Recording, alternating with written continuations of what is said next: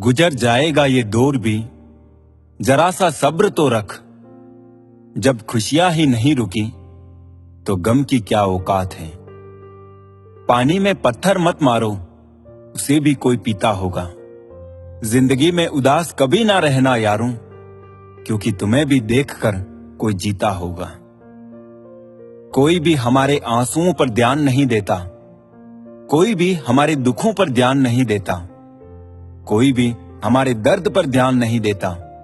सब सिर्फ हमारी गलतियों पर ध्यान देते हैं।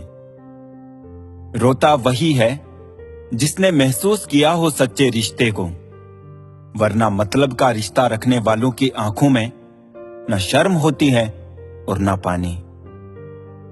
कभी किसी की भावनाओं के साथ मत खेलो।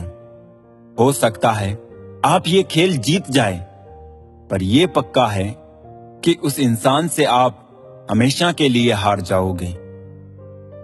अक्सर वो इंसान हमेशा अकेला रह जाता है जो हर किसी को अपना मान बैठता है, जो आपका गुस्सा सहन करके भी आपका ही साथ दे। उससे ज्यादा प्यार आपको कोई नहीं कर सकता। छोड़ दिया सबको बिना वजह तंग करना। जब कोई अपना समझता ही नहीं तो उसको अपनी याद दिलाकर क्या करना।